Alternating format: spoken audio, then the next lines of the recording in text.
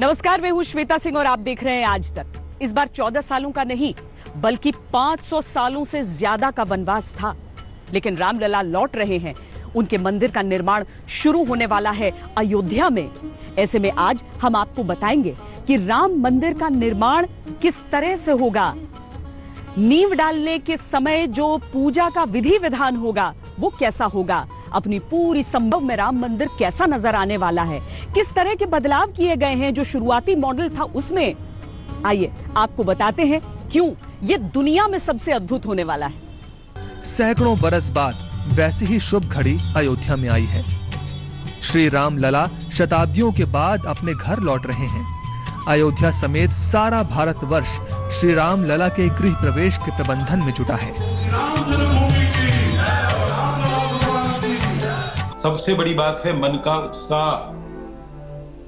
अंगिराना मनोत्साह हो विप्रवाक्यम जनार्दना। और ब्राह्मणों का, संतों का, सत्पुरुषों का आशीर्वाद ये सर्वोपरि है। तो जो हो रहा है बहुत अच्छा हो रहा है।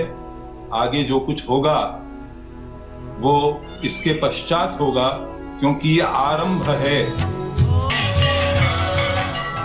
इतने बड़े संघर्ष के बाद में भगवान के मंदिर का निर्माण प्रारंभ हो रहा है, तो यह हिंदू समाज के लिए बहुत बड़ा ऐसा शुभ और आनंद देने वाला प्रसंग है। तो केवल अयोध्या में ही नहीं तो पूर्ण देश भर में भी दिवाली का वातावरण रहेगा।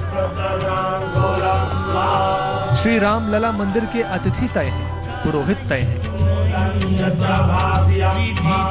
कि इससे बड़ा सुख और आनंद हो ही नहीं सकता कि ये भारत के स्वाभिमान की पुनः प्रतिष्ठापना का प्रारंभ है।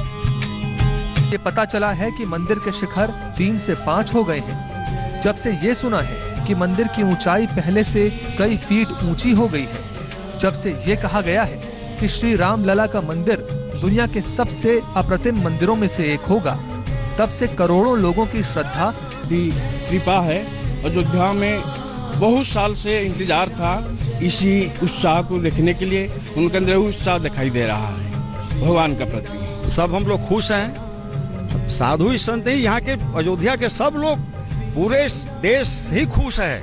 अब वो समय, वो दिन आ गया है कि हम लोग बहुत जल्दी 1-2 साल में भव्य मंदिर का जो हम लोग का आकांक्षा था, हमारे जो संघर्ष करने वाले तो चले गए। आस्था ने सब राम रचि राखा पर छोड़ रखा है, लेकिन एक उत्सुक मन ये भी जानना चाहता है कि मंदिर के मुख्य शिखर को और ऊंचा क्यों करना पड़ा। मंदिर के शिखरों की संख्या क्यों बढ़ानी पड़ी। क्या ये भारत का सबसे विशाल मंदिर बनेगा? क्या ये दुनिया का सबसे भव्य और विराट मंदिर बनेगा? मंदिर बनकर तैयार होगा तो पहले के मॉडल से कितना भिन्न होगा। कौतूहल के सवालों के साथ हर राम भक्त के मन में उत्सव है। सैकड़ों वर्ष बाद ये शुभ घड़ी आई है। पल पल के परिवर्तन को, पल पल की प्रक्रिया को जानने का मन होना स्वाभाविक है। राम मंदिर के निर्माण के लिए संघर्ष लंबा चला है, तो कोशिश ये की जा रही है कि जो निर्माण हो वो इतना भव्य हो कि सारे दुख दर्द को भुला दे और पूरी दुनिया में मिसालें दी जाएं राम मंदिर के निर्माण को लेकर। तो किस किस को निमंत्रण मिला है? क्योंकि कोरोना की वजह से बहुत ज्यादा संख्या में लोग नहीं जा सकते। कौन कौन वहां पर पहुंच सकता है? किस तरीके से पूजा की जाएगी? कौन कराएगा उस पूजा को? और मंदिर की नींव कैसी रखी जाएगी? कब श्री राम लला का मंदिर बनेगा? सदियों का सवाल था कि कब श्री राम लला मंदिर निर्माण की शुभ बेला आएगी। वो सारी प्रतीक्षा, वो सारे सवाल एक तिथि में सिमट आए हैं। 5 अगस्त 2020 अर्थात श्री राम मंदिर निर्माण के शुभ आरंभ की तिथि। श्री राम लला मंदिर की आधिकारिक पुष्टि होने तक संघर्ष और संयम का इतिहास बना था। अतः निर्माण के श्री गणेश को भी ऐतिहासिक ही बनाना था। भूमि पूजन का शुभ मुहूर्त 5 अगस्त की दोपहर 12:15 पर है। हनुमानगढ़ी में पूजन करते हुए प्रधानमंत्री नरेंद्र मोदी भूमि पूजन स्थल पर पहुंचेंगे और भूमि पूजन के साथ नींव रखने की प्रक्रिया को संपन्न करेंगे। उस दिन आप देखेंगे एक प्रसन्नता की लहर फैलेगी क्योंकि केवल मोदी जी वहां पर जाकर के पूजन नहीं करने वाले हैं। हम लोगों की योजना यह है कि सभी लोग अपने अपने घरों में, अपने अपने मंदिरों में उस समय उत्सव मनावे। एक बहस छिड़ी कि प्रधानमंत्री को भूमि पूजन में सम्मिलित होना चाहिए कि नहीं होना चाहिए, लेकिन आस्थाएं व्यक्तिगत भी हो सकती हैं। सोशल डिस्टेंसिंग की अपील प्रधानमंत्री मोदी का राष्ट्र आह्वान है, अतः उसे भी धार्मिक क्रियाकलापों की पवित्रता की तरह ही पालन करने का प्रावधान है। जानकारी के अनुसार 200 से अधिक लोगों को पूजा स्थल पर पहुंचने की अनुमति नहीं है। देश के सभी राज्यों के मुख्यमंत्री, रक्षा मंत्री राजनाथ सिंह, गृह मंत्री अमित शाह, पूर्व उप प्रधानमंत्री लालकृष्ण आडवाणी, पूर्व बीजेपी अध्यक्ष मुरली मनोहर जोशी, आरएसएस के सरसंघ चालक मोहन भागवत, मंदिर आंदोलन से जुड़ी रही उमा भारती, विनय कटियार, साध्वी ऋतंभरा को न्योता भेजा गया है। लेकिन मंदिर प्रबंधन को यह भी पता है कि करोड़ों लोग भाव विह्वल होकर इन अनूठे और ऐतिहासिक पलों को संजोना चाहेंगे, अतः पल पल के सजीव चित्रण का प्रबंध है। देश दुनिया के लोग अपने आराध्य के मंदिर निर्माण की प्रक्रिया देख सारे शगुन, सारे सूचक, सारे प्रतीक जो शुभ कर्म को संपन्न करने के लिए आवश्यक हैं या माने गए हैं, वो सारी विधियां, वो सारे विधान इस देव कर्म के साक्षी बनेंगे। मंदिर निर्माण की पौराणिक परंपराओं में रामानंदी परंपरा सम्मिलित है। श्री रामलला मंदिर का भूमि पूजन भी इसी परंपरा के अनुसार होगा। भूमि पूजन के समय गौरी गणेश की पूजा के साथ कच्छप और शेषनाग की चांदी की मूर्ति स्थापित की जाएगी। इसके बाद नवग्रह की पूजा होगी।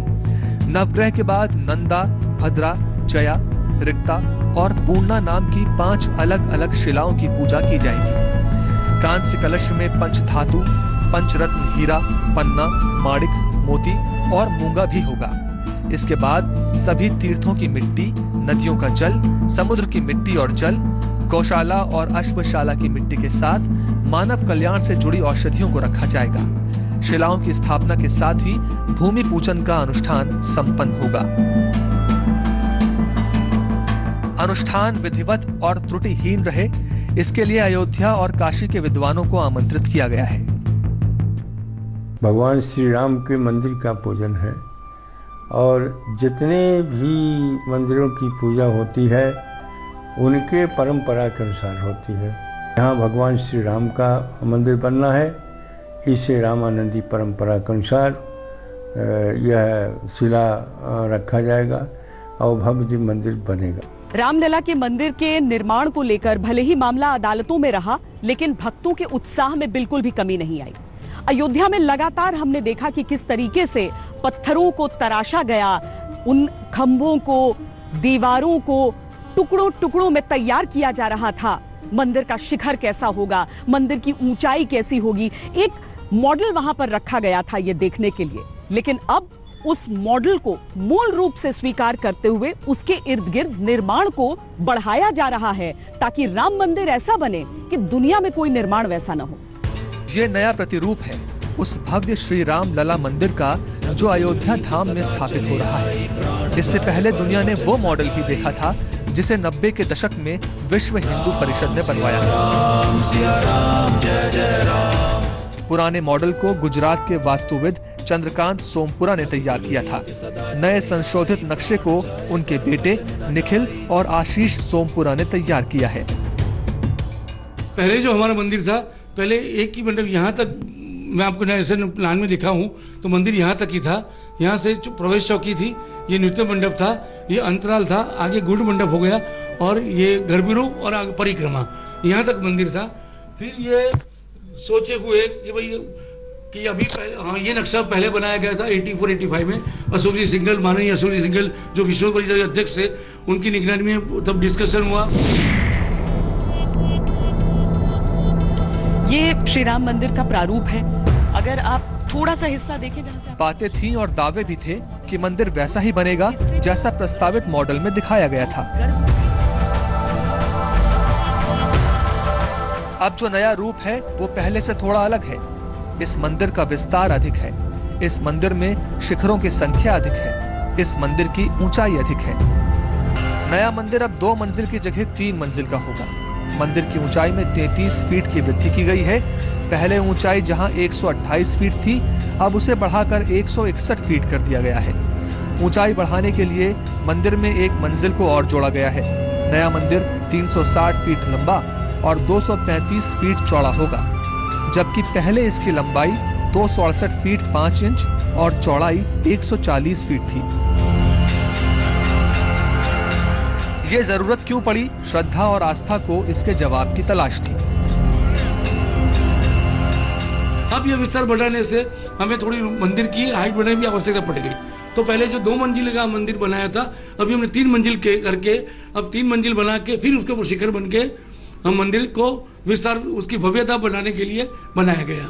दूसरा, इसके अंदर भगवान रामलला की, ये देखिए यहाँ से प्रवेश करेंगे, यहाँ भी लोग कीर्तन करेंगे, बैठेंगे, यहाँ से यात्री जाएंगे, यहाँ भी लोग बैठेंगे, यहाँ से रोड लगाई जाएगी, लोग यहाँ अंदर आएंगे, यहाँ सब कीर्तन या वेटिंग एरिया होगा। मतलब हम कीर्तन बोल सकते, वेटिंग नहीं बोल सकते। तो आगे आएंगे, ये यहाँ गुड़ मंडप है, ये मंडप बंद रहेगा, यहाँ लोग आराम से माला गिनना, भजन करना, मतलब साउंड ध्यान करना, जैसे यहाँ शोर शराबा कम रहेगा। ये अंतराल है, यहाँ हनुमान जी गणेश जी विराजमान होंगे और यहाँ से आगे यात्री दर्शन करने नहीं जा पाएंगे और यहाँ रामलला जी विराजमान होंगे। ग्राउंड फ्लोर पे तलघर में रामलला विराजमान होंगे। पहली मंजिल पे राम दरबार रहेगा, राम लक्ष्मण सीता जानकी और दास हनुमान। और सेकंड फ्लोर जो बनेगा वो पब्लिक के लिए नहीं होगा, यात्रिकों के लिए। वो मंदिर की ऊंचाई बढ़ाने की आवश्यकता बढ़ाने के लिए बनाया गया। पूरा रामलला मंदिर परिसर 67 एकड़ में प्रस्तावित है। नए नक्शे के हिसाब से मंदिर निर्माण 2 एकड़ में होगा, जबकि पहले ये 1 एकड़ में ही बनना था। यानी नया प्रस्तावित मंदिर पहले के मुकाबले करीब 2 गुना बड़ा होगा। पहले जहां मंदिर की क्षमता 20,000 भक्तों की थी, वहीं अब 50,000 से अधिक लोग एक साथ पूजा कर सकेंगे। निर्माण के बाद जब भव्य मंदिर के कपाट दर्शनों के लिए खुल जाएंगे, तब देश के कोने कोने से वो सब उमड़ेंगे जो कोरोना की पाबंदियों की वजह से अभी आ नहीं सकते। वो सब भी उमड़ेंगे जिन्होंने अपने बुजुर्गों को मंदिर आंदोलन में आहुति देते देखा होगा।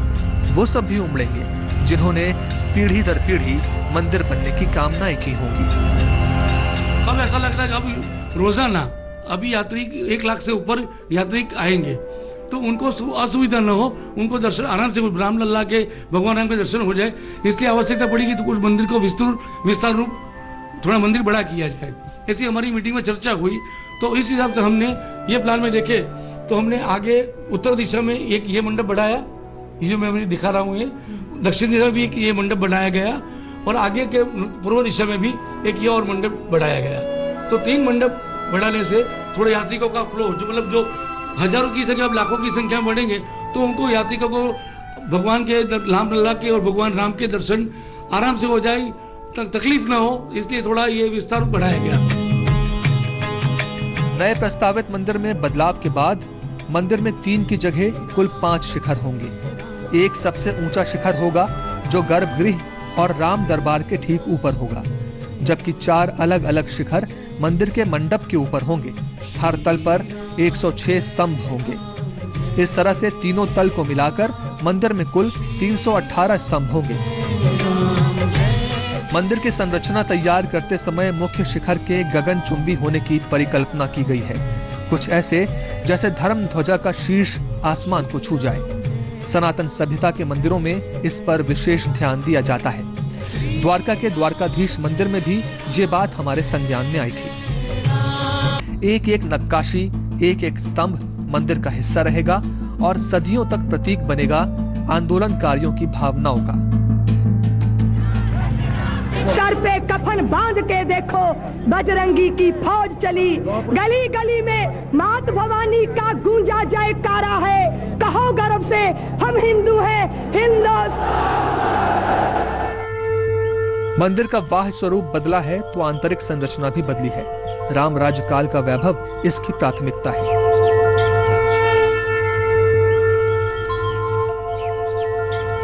मंदिर के प्रवेश द्वार का पहला हिस्सा जमीन से 12 फीट ऊपर होगा, दूसरा हिस्सा करीब 5 फीट ऊंचा होगा। इस तरह से जमीन से दर्शन वाला हिस्सा 17 फीट ऊपर होगा। 17 फीट सीढ़ी चढ़ने के बाद श्रद्धालु मंदिर में प्रवेश करेंगे। मंदिर में प्रवेश करते ही सबसे पहले अग्रभाग आएगा। इसके बाद सिंह द्वार, नृत्य मंडप, रंग मंडप, गूढ़ मंडप को पार करना होगा। गूढ़ मंडप के बाद गर्भगृह के दर्शन होंगे। गर्भगृह में रामलला बाल स्वरूप में विराजमान होंगे। गूढ़ मंडप के दाएं बाएं अलग अलग कीर्तन और प्रार्थना मंडप होंगे। ये पहले नहीं थे, इन्हें मंदिर के नए मॉडल से जोड़ा गया है।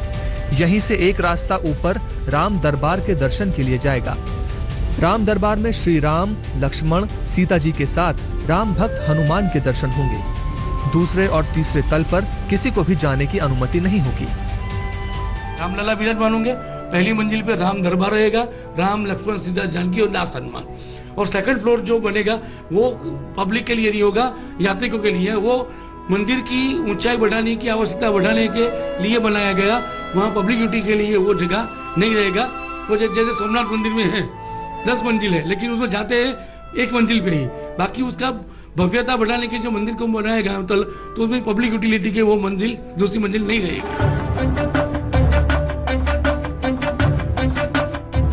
रामलला का गर्भगृह अपने आप में अद्भुत होगा। ये दूसरे मंदिरों से बिल्कुल अलग होगा। आमतौर पर मंदिरों में गर्भगृह चौकोर होता है, लेकिन राम मंदिर का गर्भगृह अष्टकोणीय रखा गया है। पूरे मंदिर प्रांगण के साथ साथ श्रद्धालु गर्भगृह की भी परिक्रमा कर सकेंगे। नॉर्मल मंदिर जो बनता है वो चौकर बनता है, गर्भगृह चौकर है। अपना ये विशेष रूप से अष्टकोणीय मंदिर बना है, जो उत्तर भारत में प्रचलित भी है, नेपाल में है, उस एरिया में भी अष्टकोणीय गर्भगृह है। तो जब हमारा मंदिर अष्टकोण बन रहा है, रामलला उस गर्भगृह में विराजमान होंगे, तो आप देखिए नक्शा लुक से पूरा लुक उसका गोलाई के स्वरूप ले रहा है। तो हमें परिक्रमा भी उसमें उसी स्वरूप में देनी पड़ेगी, तभी उसकी भव्यता बढ़ती है। अगर मैं इसको स्क्वायर करता हूँ तो उसका लुक एस्थेटिकली और वास्तु के हिसाब से ठीक नहीं लगता है।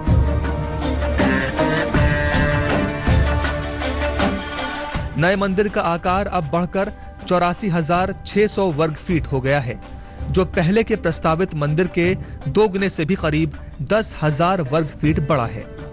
बनने के बाद क्षेत्रफल के हिसाब से यह दुनिया का तीसरा सबसे बड़ा हिंदू मंदिर होगा और श्री राम का यह दुनिया का सबसे बड़ा मंदिर होगा। जब से योगी आदित्यनाथ उत्तर प्रदेश के मुख्यमंत्री बने, तब से वहां पर दीपावली का पर्व ऐसे मनाया जाता है मानो त्रेता युग की दीपावली वहां पर मनाई जा रही हो। वनवास के बाद राम जी के आगमन के लिए उस तरह के दीपों को प्रज्वलित किया जाता हो। लेकिन अब जब राम मंदिर का निर्माण यहाँ पर होगा तो अयोध्या की तस्वीर कैसे बदलेगी, कितना बदलेगी? अभी तक जिसे हम दशरथ महल के रूप में जानते आए हैं, या फिर रामायण काल से जिन जगहों को जोड़ा जाता है, क्या उनकी भव्यता भी बदलेगी? क्या वो गलियां और चौड़ी होंगी? क्या अयोध्या वाकई त्रेता युग वाली अयोध्या नजर आएगी? त्रेता युग का वैभव ग्रंथों में या कल्पनाओं में है। अब प्रयास ये भी है कि श्री राम की समस्त पवित्र स्मृतियों को संजोकर त्रेता युग जैसा वैभव को स्थापित किया जाए, ताकि अयोध्या को तीर्थ नगरी का वो सारा मान सम्मान मिल सके जिसके लिए उसने शताब्दियों से प्रतीक्षा की है। 500 वर्षों में मुझे तो बताइए कि कौन से ऐसे 10-15 वर्ष रहे हैं जब अयोध्या में बड़ा कोई आंदोलन न हुआ हो। 492 वर्ष के दौरान कोई भी एक 20 से 25 वर्ष का कालखंड अगर आप देखें तो एक बड़ा आंदोलन अयोध्या में राम जन्मभूमि के लिए हुआ।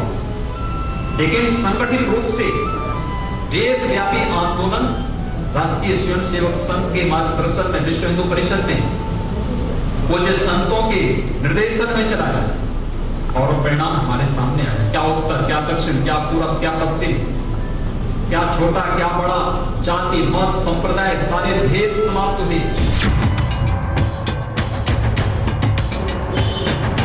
मंगल भवन अमंगल हारी, प्रभु सुदशरथ अचर बिहारी। श्री राम के भक्त दुनिया के किस कोने में नहीं, उनके प्रति आस्थावान विश्व के किस देश में नहीं। जब भव्य मंदिर तैयार हो जाएगा तब दर्शनों के लिए वैसे श्रद्धालु आएंगे तो अंतर्राष्ट्रीय हवाई अड्डे की आवश्यकता होगी, विश्व स्तरीय होटल चाहिए होंगे। नव्य अयोध्या को इन कमियों को दूर करने के उद्देश्य से ही विकसित किया जाएगा। कोई कहीं से भी अयोध्या पहुंचेगा तो उसके कानों में श्री राम की गाथा गूंजेगी, आंखों में श्री राम की झांकियां झांकेंगी, मन पूरी तरह राममय हो जाएगा। इसके लिए पूरी अयोध्या का ही विस्तार धर्म नगरी की तरह होना है। शुभारंभ श्री राम लला के मंदिर से हो चुका है, आगे भी श्री राम की इच्छा से सब संभव। रुक रहे एक छोटे से ब्रेक के लिए। ब्रेक के बाद आपको बताएंगे कि संपूर्ण विश्व में राम मंदिर का वैभव अद्वितीय क्यों होने वाला है। देखते रहिए आज तक। अभी तक जो प्रस्तावित राम मंदिर का मॉडल था उसमें काफी बढ़ोतरी की गई है। जैसे अभी तक जो मंदिर की ऊंचाई थी वो 128 फीट के लगभग थी, अब नए निर्माण के साथ वो 161 फीट हो जाया करेगी, ताकि जो भी अयोध्या में प्रवेश करे उसे दूर से राम मंदिर का शिखर नजर आ जाए और दुनिया में कुछ ऐसी अलौकिक छटा हो कि सब कहें ये राम मंदिर दुनिया में अद्भुत, अविश्वसनीय, अकल्पनीय है। की संस्कृति है। जीवन का एक ऐसा रोमांचकारी क्षण है कि मैं जहां भी होंगी मुझे उतनी ही खुशी होनी है। मैं वहां होंगी तब भी और मैं यहाँ जब बैठी हूँ तब भी मुझे उतनी ही खुशी होनी है। श्री राम लला के मंदिर की प्रतीक्षा और संघर्ष मर्यादाओं के पालन का प्रतीक था। भव्यतम बने भगवान का मंदिर और जो कुछ भी उसमें परिवर्तन हुए हैं, विकास हुआ है, तो वो स्वागत योग्य हैं। श्री राम लला का मंदिर भारत की समस्त संस्कृतियों का संगम होगा। फिर इतने वर्षों तक हम लोग पूरे भारत के गांव-गांव और एक एक गली बीथी की धूल अपने माथे पे धर के धन्य होते रहे। तो हमारा ये सौभाग्य है कि प्रभु ने हम लोगों को चुना और हमने किंचित मात्र उस आंदोलन में अपनी सेवा समर्पित कर पाए। वैभव और भव्यता में कोई कमी न रहे, इसके लिए भूमि पूजन की अंतिम तिथि और अतिथि तय होने से पहले तक मंदिर की आकृति आकार पर मंथन होता रहा, ताकि ये न सिर्फ भारतवर्ष के लिए बल्कि पूरे विश्व में अलौकिक मंदिर की श्रेणी में आए। भारतवर्ष में ये भूतो न भविष्यति की पंक्ति में स्थापित हो। इस कामना के साथ अयोध्या में बनने जा रहे श्री राम मंदिर के साथ देश दुनिया के विशालतम मंदिरों का अध्ययन भी आवश्यक हो जाता है, ताकि ये अनुमान लगाया जा सके कि क्यों ये कहा जा रहा है कि अयोध्या का श्री राम लला मंदिर होगा भगवान राम को समर्पित संसार का सबसे विशाल मंदिर। तमाम देशवासियों के इंतजार की घड़ियां खत्म होने वाली हैं और बहुत जल्दी ही प्रभु श्री राम का भव्य राम मंदिर का वहां निर्माण होगा। ये जब घड़ियां मिल रही हैं तो बगैर ईश्वर की प्रेरणा से नहीं मिल रही है, ईश्वरीय प्रेरणा है। अगर दीपोत्सव की प्रेरणा हमें मिल रही है कि नहीं, अयोध्या में दीपोत्सव का कार्यक्रम होना है, इसके पीछे इसका मतलब ये राम काज ही है और उस काज के लिए हम लोगों को अयोध्या को दीपोत्सव के साथ जोड़ देना चाहिए। अष्टकोणीय गर्भगृह में विराजे रामलला का सबसे अनोखा मंदिर। देश दुनिया के मंदिरों में सबसे अद्भुत अयोध्या का श्री राम जन्मभूमि मंदिर। 3 से 3.5 साल ये हम अधिकतम बोल रहे हैं, अधिकतम बोल रहे हैं। आपने सुना होगा सरकार भी बड़ी कैलकुलेशन करती है और वो गड़बड़ा जाता है, फिजिकल परिस्थितियां बदलती हैं, इसलिए हम बहुत अधिक संतुलन करके आपको सूचना दे रहे हैं कि जिस दिन से शुरू हो जाएगा, धन संग्रह हमारे हाथ में आ जाएगा, तो हम ये काम 3 वर्ष में पूरा कर लेंगे।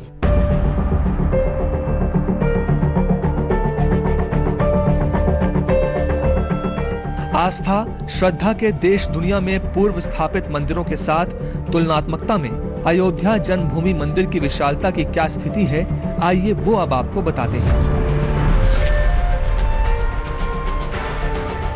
संसार का सबसे बड़ा और भव्य हिंदू मंदिर भारत में नहीं बल्कि विदेश में है।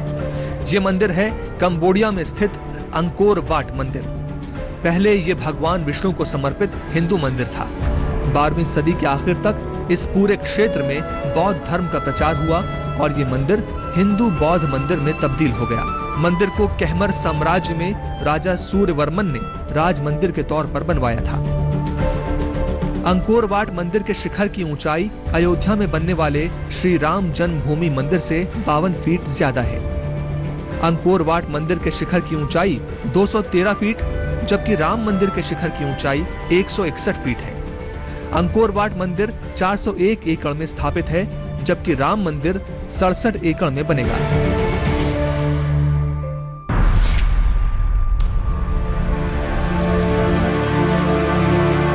तमिलनाडु के त्रिची में बना श्री रंगनाथ मंदिर दुनिया का दूसरा सबसे बड़ा और भारत का सबसे बड़ा मंदिर है। भगवान विष्णु का ये मंदिर 155.9 एकड़ में फैला है, जबकि अयोध्या में बनने जा रहा श्री राम जन्मभूमि मंदिर 67 एकड़ में बनेगा। श्री रंगनाथ मंदिर राम मंदिर से करीब 89 एकड़ बड़ा है। श्री रंगनाथ मंदिर की खूबी यह है कि यह दुनिया के सबसे बड़े धार्मिक स्थलों में शुमार है। यह पूरा मंदिर अपने आप में एक शहर है। मंदिर 7 दीवारों से घिरा है, जिसकी कुल लंबाई 6 किलोमीटर से भी ज्यादा है।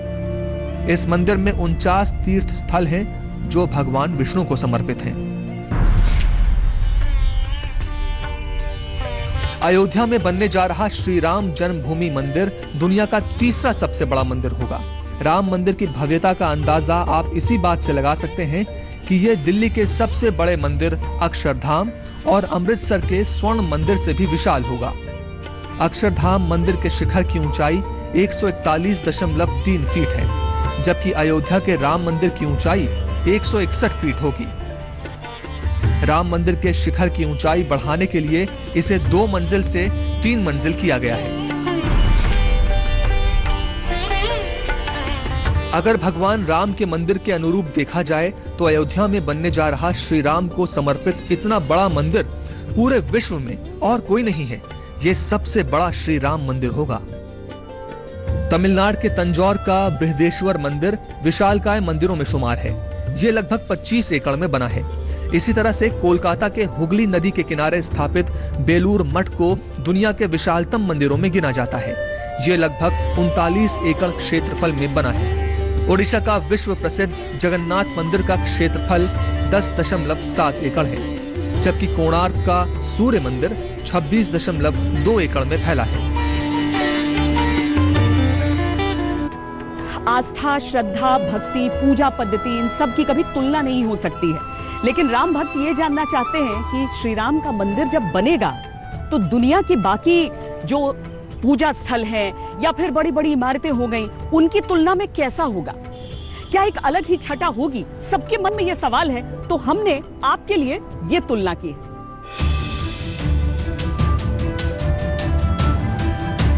श्री राम लला मंदिर को बनकर पूरी तरह तैयार होने में 3 वर्ष का समय लग सकता है। तब तक इसके मूल स्वरूप को छोड़कर विस्तार और आकार में और भी परिवर्तन हो सकते हैं। प्रत्येक धर्म अपनी मान्यताओं के अनुसार अपने धार्मिक केंद्रों को भव्य रूप देता है। एक तुलना वो भी करके देख लेते हैं।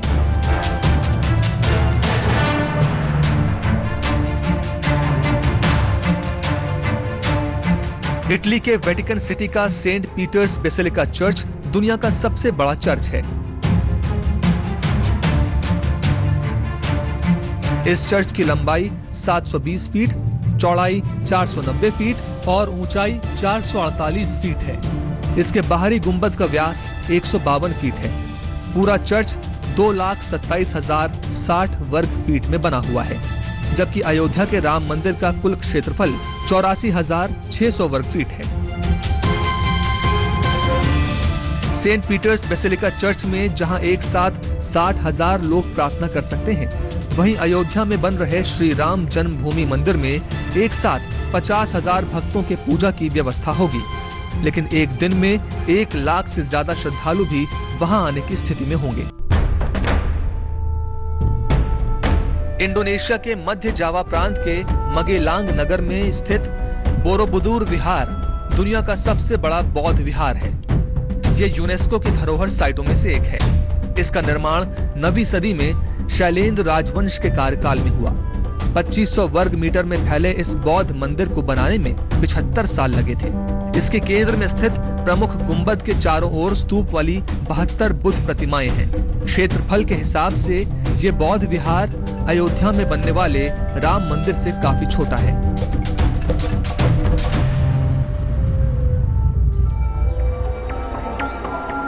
श्रीलंका के अनुराधापुरा में स्थित जेटा वनारमैया दुनिया का सबसे बड़ा स्तूप है। इस स्तूप का निर्माण 3री शताब्दी में राजा महासेना ने करवाया था। इसे बनने में 15 साल लगे थे। इसके निर्माण में लगभग 93.2 मिलियन ईंटों का प्रयोग किया गया। स्तूप के गुंबद का व्यास 312 फीट है। इसकी ऊंचाई 400 फीट है। ऊंचाई से तुलना करें तो ये अयोध्या के राम मंदिर से 151 फीट ऊंचा है, लेकिन क्षेत्रफल में ये राम मंदिर से छोटा है।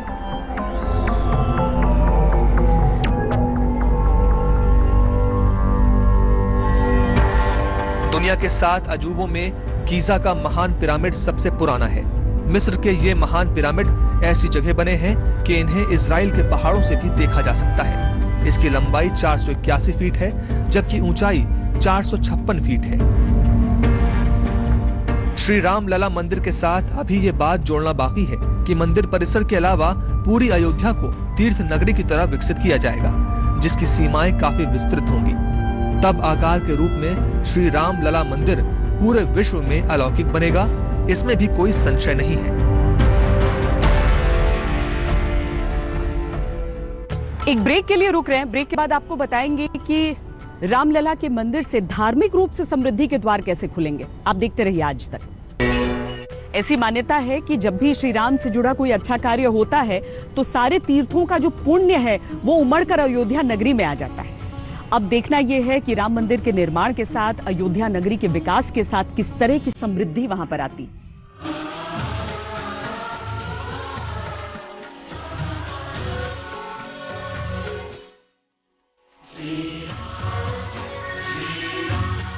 अंतर्राष्ट्रीय तीर्थ बनेगी अयोध्या।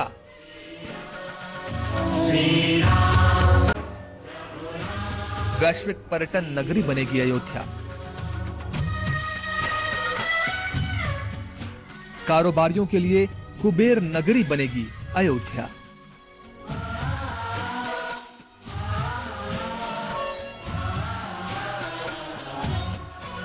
जगह जगह कटीली बाड़, पुलिस के नाके, जगह जगह से बंधी बंधी से अयोध्या अब श्री राम लला के अभूतपूर्व मंदिर वाली अयोध्या बनेगी। नगरी का विकास होगा तो रोजगार आएगा, रोजगार आएगा तो समृद्धि आएगी। जैसे जैसे बनता जाएगा श्री राम लला का मंदिर, वैसे वैसे आर्थिक रूप से संपन्न होती जाएगी अयोध्या।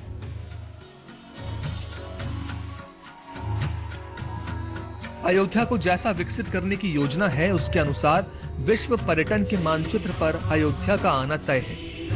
उससे यह भी तय होता है कि ये क्षेत्र उद्योग धंधों को आकर्षित करेगा, होटल इंडस्ट्रीज को बढ़ावा मिलेगा, स्थानीय कारोबार को नई उड़ान मिलेगी।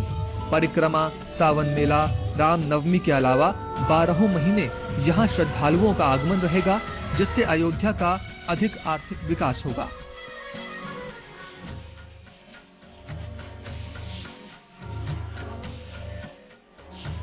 बरसों से शापित नगरी की तरह दबी ढकी अयोध्या नई चमक से चमकेगी।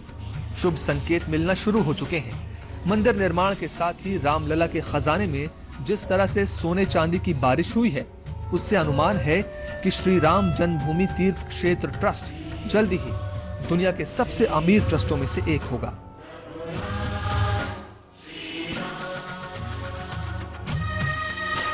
पटना के महावीर मंदिर ट्रस्ट के सचिव आचार्य किशोर कुणाल ने मंदिर निर्माण के लिए 10 करोड़ के सहयोग की घोषणा की है। उन्होंने पहली किश्त के रूप में 2 करोड़ का चेक देने के साथ गर्भगृह को स्वर्ण मंडित कराने की घोषणा की है। रामादल ट्रस्ट के अध्यक्ष पंडित कल्कीराम ने गर्भगृह की चौखट को स्वर्ण मंडित कराने की इच्छा जाहिर की है। भूमि पूजन पर वो रामलला को सोने चांदी जड़ित पोशाक अर्पित करना चाहते हैं। रामलला को बुलियन ज्वेलर्स एसोसिएशन ने करीब 34 किलो वजन की चांदी की 30 ईंटें अर्पित की हैं। खाता खुलने से पहले रामलला 10 करोड़ की नकदी के मालिक थे। आर्थिक रूप से समृद्ध मंदिरों की आमदनी पर अगर एक दृष्टि डालें तो पता चलता है कि धन संपदा के हिसाब से भारत के टॉप 3 मंदिरों में केरल का पद्मनाभ स्वामी मंदिर पहले स्थान पर है। इसकी कुल संपत्ति लगभग 2 लाख करोड़ रुपए है। दूसरे स्थान पर आंध्र प्रदेश के तिरुपति का वेंकटेश्वर मंदिर है। इसकी कुल संपत्ति 37,000 करोड़ रुपए आंकी गई है। तीसरे स्थान पर महाराष्ट्र का शिरडी साईं बाबा मंदिर है। मंदिर के पास कुल 2,693 करोड़ की संपत्ति है। श्री रामलला का मंदिर तुलनाओं, समीक्षाओं, अध्ययनों से कहीं अधिक 5 शताब्दियों की प्रतीक्षारत भावनाओं का मंदिर है। जैसे जैसे निर्माण संपन्नता की तरफ बढ़ेगा, अयोध्या का वैभव दिग्दिगंत तक बढ़ेगा।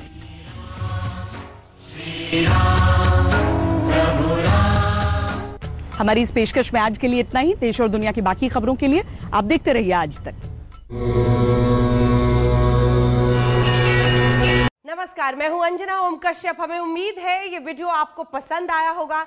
लेटेस्ट खबरों के लिए यूं ही देखते रहिए आज तक, और इस वीडियो के पसंद आने पर लाइक, शेयर एंड सब्सक्राइब करना ना भूलें।